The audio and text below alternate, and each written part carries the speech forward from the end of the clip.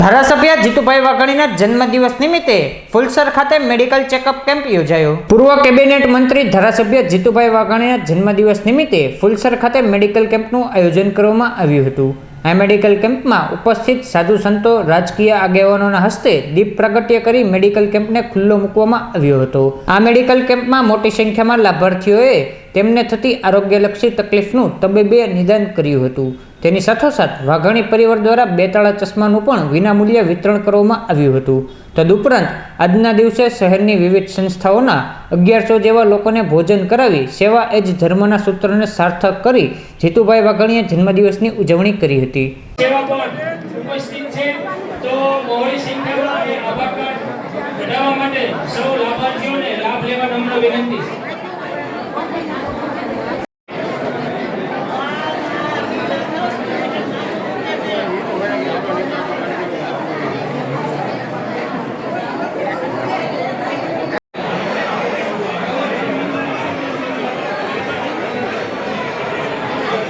કુંભારવાડાથી મનોહરભાઈ ગોયલ પધાર્યા છે।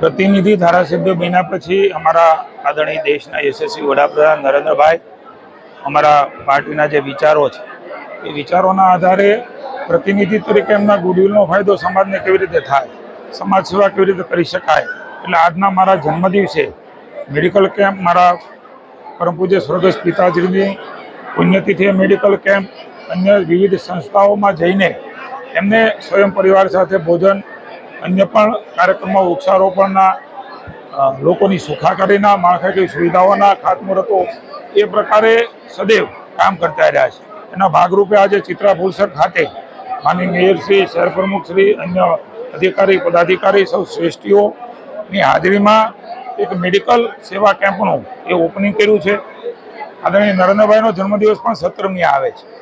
हूँ प्रतिनिधि बन्या पछी एमना जन्मदिवसनी पण उजवणी एक पखवाड़िયું आखું થતી હોય છે। એમાં પણ અલગ અલગ વિસ્તારોમાં મેડિકલ કેમ્પો એ માળખાકીય સુવિધાઓની સાથે સાથે યશસ્વી વડાપ્રધાન નરેન્દ્રભાઈ અને મુખ્યમંત્રી ભૂપેન્દ્રભાઈના નેતૃત્વમાં લોકોની જનસુખાકારીની સાથે સેવાકીય પ્રવૃત્તિઓ પણ પ્રતિનિધિ કરે એ પ્રકારની હંમેશા એમનું માર્ગદર્શન રહ્યું છે। એ ભાવ સાથે આ સેવાકીય પ્રવૃત્તિઓ એ અવિરતપણે અમે સૌ પાર્ટીના આગેવાનો દ્વારા થતી રહે। અહીંયા જે સુવિધા લેવા આવે છે એ લાભાર્થી આવે છે અને બીજી વાર આવું ન પડે અને સ્વસ્થ થઈને પોતાના જીવનમાં જાય એ પ્રકારે ઈશ્વરને પ્રાર્થના કરું છું। મને સૌ કોઈ શુભેચ્છા આપી છે, સૌ મારા આગેવાનો, રાષ્ટ્રીય આગેવાનો, અમારા સ્ટેટના આગેવાનો, સૌએ મીડિયા દ્વારા, સોશિયલ મીડિયા દ્વારા, પત્ર દ્વારા, ટેલિફોનિક અને સ્વયં પણ અહીંયા આવીને જેમણે જેમણે શુભેચ્છા આપી છે એનો ઋણ સ્વીકાર કરું છું। ભગવતીના તો પ્રાર્થના કરું છું કે અમારા મનમાં સેવાની પ્રવૃત્તિ, પ્રામાણિકતા અને નિષ્ઠાની જે કામ છે, પ્રવૃત્તિ છે, અમારું મન છે એ ક્યારેય વિચલિત ન થાય અને સदैव લોકોની સુખાકારી એ જ અમારા ધ્યેય સાથે કામ કરી શકીએ એ ભગવાનના ચરણમાં પ્રાર્થના સાથે સૌનો આભાર માનું છું। આવાની સેવાની પ્રવૃત્તિઓ એ અમારી થતી રહે એવી ઈશ્વર અમને આશીર્વાદ આપે।